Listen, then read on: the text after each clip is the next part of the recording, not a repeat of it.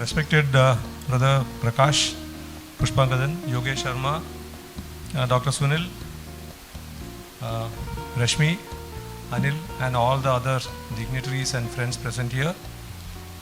I have a habit of talking at length, so if I can't start speaking in Malayalam, then there is going to be a never-ending process. So my wife has told me very strictly that I should keep within time limits. So I have actually prepared a few notes so that I will probably finish in like 10 minutes, if not 15. Okay, let me start with the man of the moment, my father, Shri K. Neelakanthan. Much has been spoken about him during the previous sessions of Manusham, episodes of Manusham, as well as in several other programs that we have had here. To summarize, he was always in a state of being. It has already been mentioned. So I consider him to be the epitome of the goal of material life. So heartfulness speaks about being a Paramahamsa, being a swan. You need to have a material goal and a spiritual goal. The spiritual goal is divine realization. So whatever that means, we are always on the journey. Economics, the sciences, the humanities, the entire academic curriculum, it informs us that the goal of material life is contribution maximization. And contribution maximization is also a never-ending process. It is a journey. So both are journeys. We are on two journeys, and both these journeys, they accompany and complement one another. So contribution maximization is propelled and founded and supported by several qualities. I'm not mentioning all of them, but I'll show you a small model which my father, I believe, represented. Many of you have had direct encounters with him. നേരിട്ട് കണ്ടവരാണ്, അതുകൊണ്ട് നിങ്ങൾക്കത് പറഞ്ഞാൽ മനസ്സിലാവും. Humility, sacrifice, compassion and gratitude. So I'm not going to explain humility much. Sacrifice, to some extent, yes, unless you sacrifice something. You have to sacrifice your time to gain good health. You have to sacrifice your time to do well in exams. And to build a hospital of this kind, you have to sacrifice a lot. So he made those sacrifices. He made several sacrifices of his own time and his own comforts so that others could benefit. And unless you make those sacrifices, most of us in fact make those sacrifices for ourselves, which is a good beginning, because all true progress begins with the self. But in the case of greater mortals, we have the example of Valliamman, and inspired by Valliamman, my father also sacrificed a lot of his time and his efforts for the welfare of other people, at least in his immediate neighborhood. It is very difficult to say what kind of vision he had, but he had something in mind that he needed to contribute, and he needed to be in a state of flow to allow this institution to emerge and become what it is. Compassion is something നമ്മൾ അതിനെപ്പറ്റി പലപ്പോഴും കേൾക്കാറുണ്ട്.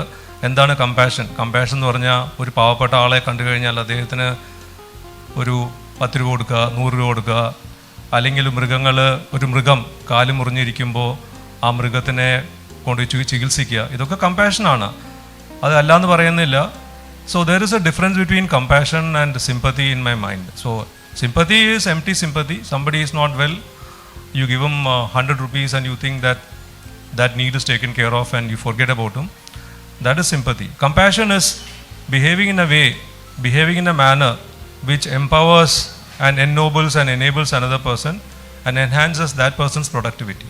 അപ്പോൾ വേറെ ആൾ ബുദ്ധിമുട്ടുമ്പോൾ അദ്ദേഹത്തിന് ആ ബുദ്ധിമുട്ടിനെ തരണം ചെയ്യാനും ആ ബുദ്ധിമുട്ടിനെ കീഴടക്കാനും അത് കീഴടക്കി അത് മുന്നോട്ട് പോകാനുമുള്ള ശക്തി പകർന്നു കൊടുക്കുന്ന ഒരു സംഗതിയാണ് compassion.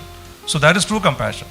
So mister Neelakantan's life was one of enabling and empowering and ennobling other people. അപ്പോൾ അതിനെപ്പറ്റി നമ്മൾ സംസാരിച്ചിട്ടുണ്ട്. നേരിട്ട് കണ്ടവർക്ക് the proof of the pudding is in the eating.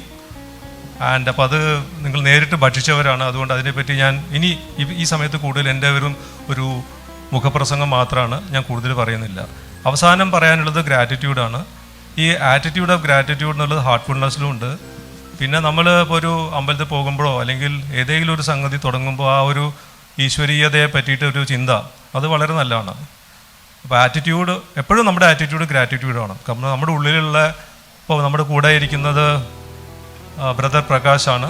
Prakash എന്ന് പറഞ്ഞാൽ ഉള്ളിലുള്ള പ്രകാശം, കാശം എന്ന് പറഞ്ഞാൽ അപ്പിയർ എന്നാണ്, ആകാശം, പ്രകാശം, പ്രകർഷേണ കാശം എന്നാണ്. അപ്പോൾ സ്വയം പ്രകാശിക്കുന്നവൻ, ഉള്ളിലുള്ള എന്താണ് അപ്പിയർ ചെയ്യുന്നത് അത് പുറത്തേക്ക് കാണിക്കുന്നവൻ എന്നുള്ള അർത്ഥമുണ്ട്. അപ്പോൾ ആ ഒരു ഉള്ളിലത്തെ പ്രകാശത്തെ നമ്മൾ മനസ്സിൽ കണ്ടുകൊണ്ട് നമുക്ക് മനസ്സിലാവണം. അത് ആ ഒരു ശ്ലോകമുണ്ട് അഷ്ടാവക്ര സംഹിതയെന്ന്, അത് ഞാൻ അവസാനം പറയാം. അപ്പോൾ അത് കളങ്കമില്ലാത്ത ആ പ്രകാശത്തിനെ മുന്നോട്ട് നമ്മളെ നയിക്കുന്നു. അതാണ് നമ്മൾ മനസ്സിലാക്കേണ്ടത്. അപ്പോൾ ആ ഒരു രീതിയിൽ മുന്നോട്ട് പോയി കഴിഞ്ഞാൽ നമുക്കറിയാം ഉള്ളിലുള്ള ആ ശക്തി, whoever has created us, whoever has selected our parents, നമ്മുടെ കർമ്മമാണെങ്കിൽ നമ്മുടെ സംസ്കാരമാണ്, നമ്മുടെ ഋണാനുബന്ധനം, എന്ത് വേണമെങ്കിൽ പറയാം. അപ്പോൾ നമ്മളൊരു അച്ഛനും അമ്മയിലും ജനിച്ചു, ആ അച്ഛനും അമ്മയും സെലക്ട് ചെയ്ത് തന്നു, അത് കഴിഞ്ഞ് നമ്മൾക്ക് ജോലി തന്നു, പഠിക്കാനുള്ള ഓപ്പർച്യൂണിറ്റി തന്നു, അങ്ങനെ പല കാര്യങ്ങളും തന്നു. അപ്പോൾ അത് ആരാണ് തന്നിരിക്കുന്നത്? അദ്ദേഹത്തിന് അറിയാം. whoever is inside you, he knows that you need 2 hands and 2 legs, you need a kidney, you need heart, you need lungs, etc. Whatever you need. In fact, the color of your skin, the manner in which you speak, your height, all these things are pre-decided. So all that you can do at this time, at every moment, is to bow your head in gratitude to that eternal prakasham, eternal self. അപ്പോൾ അതാണ് ശരിയായിട്ടുള്ള gratitude. അപ്പോൾ ഈ 4 qualities ഉണ്ടെങ്കിൽ നമ്മൾ തന്നെ contribute ചെയ്യാൻ തുടങ്ങും. കോൺട്രിബ്യൂട്ട് ചെയ്ത് കഴിഞ്ഞാൽ ആ കോൺട്രിബ്യൂഷനിൽ നിന്ന് നമുക്ക് പലതും നേട്ടങ്ങളിലല്ല, നേട്ടങ്ങൾ ഉദ്ദേശിച്ചിട്ടുള്ള കോൺട്രിബ്യൂട്ട് ചെയ്യുമ്പോൾ നേട്ടങ്ങൾ തന്നെ വരും. Society always gravitates towards contributors. അപ്പോൾ ഇത്രയും പറഞ്ഞുകൊണ്ട് നമുക്ക് ടോപ്പിക്കിലേക്ക് കടക്കാം. അപ്പോൾ ഒരു രശ്മി ആദ്യം എന്തൊക്കെയോ എഴുതി വെച്ചിട്ടുണ്ടായിരുന്നു, ലോ ആൻഡ് ജസ്റ്റിസ്. ഇപ്പോൾ അത് കുറേയും കൂടിയും കോംപ്ലിക്കേറ്റ് ചെയ്തിട്ടുണ്ട്. ആദ്യത്തെ എല്ലാ വാക്കുകളൊന്നും എനിക്ക് അത് മുഴുവൻ ഉൾക്കൊണ്ടിട്ട് ഇപ്പോൾ സംസാരിക്കാൻ പറ്റില്ല. It will take me an hour. But I will just speak about law and humanness. Okay, അതാണ് ഇപ്പോൾ ഇന്നത്തെ മാനുഷം എന്ന് പറഞ്ഞാൽ ഹ്യൂമൻനെസ് എന്നാണ്. The quality of a human being and what makes them different from animals and minerals and plants. ആ humanness അല്ല, humanness. So will talk about that. അപ്പോൾ അത് നോക്കുമ്പോൾ ഞാനൊരു ഇൻകം ടാക്സ് ഇടയ്ക്കിടയ്ക്ക് പറയുന്നുണ്ട്, ഞാനൊരു ഇൻകം ടാക്സ് ചീഫ് കമ്മീഷണറാണ്. ശരിയാണ്, അല്ല എന്ന് പറയുന്നില്ല, അത് ഞാൻ പ്രൊട്ടസ്റ്റ് ചെയ്യുന്നില്ല. പക്ഷെ അതിനെ പറ്റിയിട്ട് ഇങ്ങനെ കൂടുതൽ പറയുമ്പോൾ അതിൽ നിന്ന് നിയമത്തിലേക്ക് we are talking about law. So income tax എന്ന് പറഞ്ഞു കഴിഞ്ഞാൽ അത് ലോ അല്ല, അത് മിനിസ്റ്റർ ഓഫ് ഫിനാൻസിലുള്ള ഒരു സംഗതിയാണ്. അപ്പോൾ ഇൻകം ടാക്സ് നിയമം എന്നുള്ളത് ശരിയാണ്. അപ്പോൾ നിങ്ങളോട് ഞാൻ ചോദിക്കുന്നു, ആദ്യം വന്നത് ഏതാണ്, ലോ ആണോ അതോ നിയമമാണോ? അല്ല, സോറി, എക്കണോമിക്സ് ആണോ? Which came first, economics or law? അപ്പോൾ ഞാൻ എപ്പോഴും പറയുന്നു, ആൻഡ് ഇൻഫാക്ട് അവർ എക്സ്പീരിയൻസസ്, അവർ ലേണിംഗ്, അവർ accumulated curriculum, all of them tell you just one thing, that what came first was economics. First of all, a person needs to eat and he needs to survive, he needs to procreate. So all of these are governed by the laws of the principles of economics. Laws of economics അല്ല. നിയമങ്ങളൊക്കെ പിന്നെ വന്നത്. ഒരു കാലത്ത് നിയമങ്ങളൊന്നും ഉണ്ടായിരുന്നില്ല. ഈ പ്രപഞ്ചത്തിൽ ഒരാൾ മാത്രമേ ഉള്ളൂ എങ്കിൽ പിന്നെ എന്തിനാ നിയമം? Just one human being in this whole universe, then there is no need for any law, because he is a law unto himself. Okay, so അത് നമ്മൾ മനസ്സിലാക്കണം. സോ ഇൻകം ടാക്സ് എന്ന് പറഞ്ഞാൽ അത് ആദ്യം എക്കണോമിക്സ് ആണ്, പിന്നെയാണ് ലോ ആയിട്ട് വരുന്നത്. പിന്നെ നമ്മൾ നോക്കുന്നത് ഈ ഹ്യൂമൻനെസ് എന്നുള്ള സംഗതി. അതേപ്പറ്റി ആലോചിക്കുമ്പോൾ ഈ മൃഗങ്ങൾക്കോ സസ്യങ്ങൾക്കോ അവർക്കൊന്നും ഒരു ലോ ഒന്നുമില്ല. Of course you hear of 2 terms. One is called jungle law എന്ന് കേട്ടിട്ടില്ലേ, മൃഗങ്ങളുടെ ഒരു ലോ. പിന്നെ നാച്ചുറൽ ജസ്റ്റിസ് എന്നും കേൾക്കാം. നാച്ചുറൽ ജസ്റ്റിസ് എന്നുള്ളത് കുറച്ചുകൂടി കോംപ്ലിക്കേറ്റഡ് ആയിട്ടുള്ള ടോപ്പിക്കാണ്, അത് ഞാൻ അവസാനം പറയാം. ജംഗിൾ ലോ എന്ന് പറഞ്ഞു കഴിഞ്ഞാൽ the law of the jungle. Okay, when you see a cat, when a cat sees a rat, he obeys no laws, he only obeys his instincts. He runs after the rat and kills the rat, and some of the cats eat the rats also. So the cat cannot be arrested for the crime. അതൊരു കുറ്റോ കൊലപാതകമൊന്നുമല്ല, അത് കാറ്റിൻ്റെ ഒരു instinct ആണ്. So he follows, even a domesticated animal like cat, he follows the jungle law. അപ്പോൾ അതിനകത്ത് നമുക്കൊരു ഹ്യൂമൻനെസ്സിനെ പറ്റിയിട്ട് ചിന്തിക്കേണ്ട കാര്യമൊന്നുമില്ല. You cannot prevent a cat from killing the rat. You cannot prevent a tiger or a cheetah or a leopard from killing a deer. So that is his way of life, his or her way of life, and he is in a state of harmony with nature. He is in a state of absolute bliss when he does that. There is no anger or there is no hatred. So it is just a state of being for him, and that is because he is in a state of flow. the word flow was used. The Flow is a book by Mihaly Csikszentmihalyi. It's a book on psychology. When Michelangelo carried out or completed his famous painting over a period of, I think, 12 or 14 years, so he was in a state of flow. He had something in his mind, and maybe the whole picture did not enter his mind till he completed it. Similarly, when my father conceived of this hospital, he was in a state of flow. The complete picture maybe perhaps was not in his mind, but that picture was in his mind, which was in his mind, was far bigger than all these matrices and structures that we see in front of us. Anyway, coming back to the topic of animals, there are some good features also. I said the animals are always in a state of flow. They don't think of justice or injustice. I'll tell you something which is very interesting. So we had recently somebody who was denied a BJP party ticket. He went and committed suicide. Correct? So this is the first time you're hearing of someone who's denied a party ticket and he goes and commits suicide. So there are others who fail in love or fail in an examination, or a teacher, even small children have started doing that. I think fail in some examination, or the girl or the boy whom he or she was in love with goes and marries somebody else, he goes and commits suicide. So this is something which is very unique to human beings. Okay, and it does not exist amongst animals. So if you have a tiger or a leopard, there is a very famous African saying. I did not know whether I had the time, but I will talk about that saying. It's very interesting. Every morning, somewhere in Africa, a cheetah gets up and knows.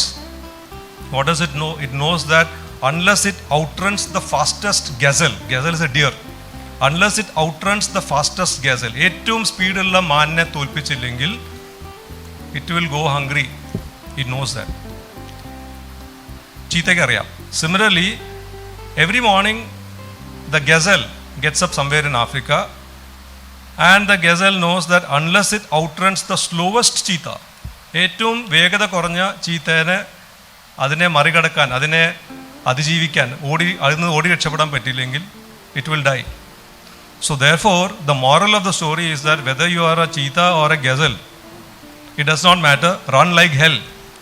So ഇത്രയേ ഉള്ളൂ ജീവിതത്തിൻ്റെ ഒരു പൊരുൾ എന്ന് പറഞ്ഞാൽ നമ്മളിങ്ങനെ ഒരു ഓട്ടത്തിലാണ്. So as you go, then you have to have that realization that maximizing the moment and maximizing your contributions every moment. So ഇതാണ് എസെൻസ്.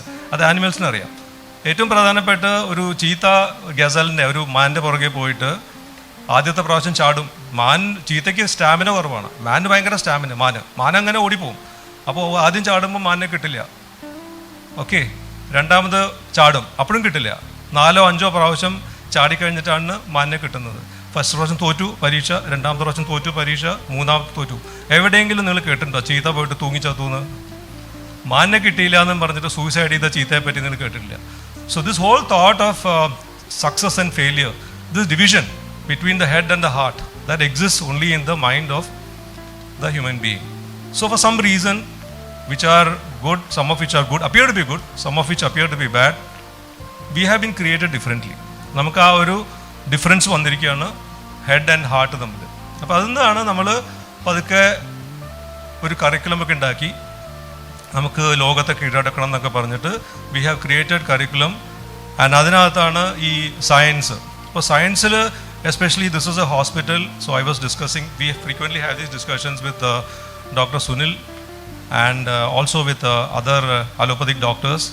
സോ ഇപ്പോൾ നമ്മൾ സയൻസിൻ്റെ 2-3 പ്രിൻസിപ്പിൾസ് ഉണ്ട്. ഒന്ന് എവിഡൻസ് ബേസ്ഡ് ആണ്, രണ്ടാമത്തത് അനാലിസിസ് ബേസ്ഡ് ആണ്, മൂന്നാമത്തത് there is something called reductionism. Reductionism എന്ന് പറഞ്ഞാൽ ഇതെന്താ സംഗതി എന്ന് പറഞ്ഞാൽ ഇതിൻ്റെ ഉള്ളിലേക്ക് മുറിച്ച് ഈ കടലാസ് എന്തുകൊണ്ടാണ് ഉണ്ടാക്കിയതെന്ന് പറഞ്ഞാൽ ഇത് നോക്കി അതിൻ്റെ ഉള്ളിൽ എന്താണ് മോളിക്യൂള്, എന്താണ് ആറ്റം, അപ്പോൾ കാർബൺ ഉണ്ട്, നൈട്രജൻ ഉണ്ട്, സിലിക്കൺ ഉണ്ട്, എന്തൊക്കെയാണെന്ന് പറഞ്ഞാൽ അതൊക്കെ കണ്ടുപിടിച്ചിട്ട് ഇതിൻ്റെയൊക്കെ സമ്മിശ്രണമാണ്. All these things combine together to create all these objects. And so we have discovered several new chemicals. We have actually discovered plastics. We have also introduced pollution into the environment.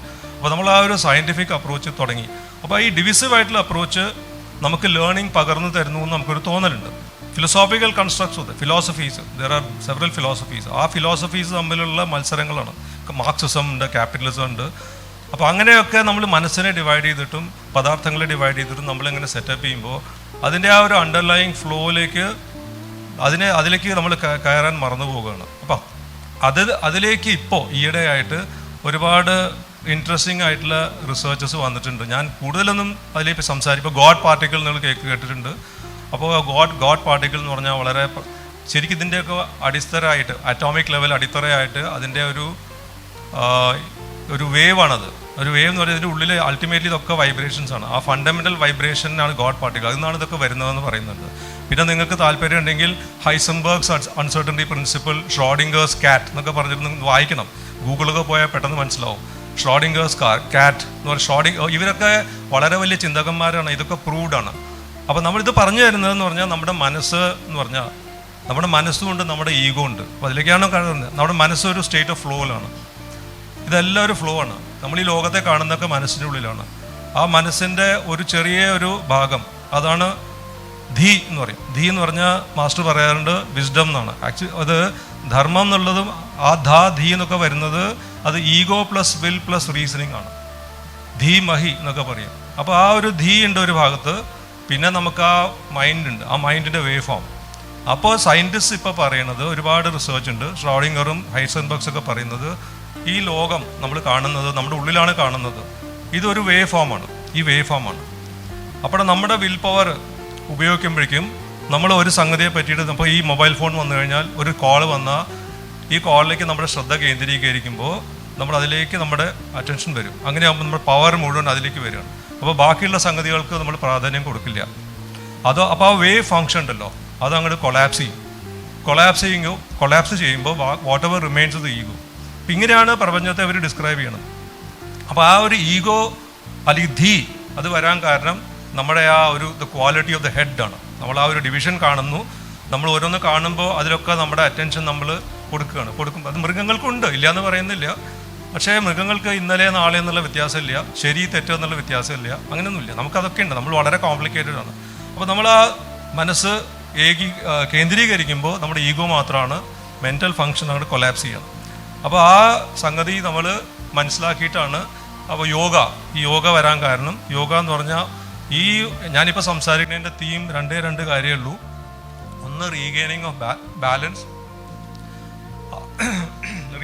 Balance and second is to come back to be in a state of flow. അപ്പോൾ ഈ animals എപ്പോൾ നോക്കിയാലും ഒരു state of ബാലൻസിലാണ്. അത് ജന്മസിദ്ധമായിട്ടുള്ളൊരു സംഗതിയാണ്. And they are always in a state of flow. അപ്പോൾ നമ്മൾക്കും ആനിമൽസിന് യോഗ ചെയ്യേണ്ട കാര്യമൊന്നുമില്ല. ആനിമൽസ് സൂയിസൈഡ് ചെയ്യില്ല, ആനിമൽസ് യോഗ ചെയ്യില്ല.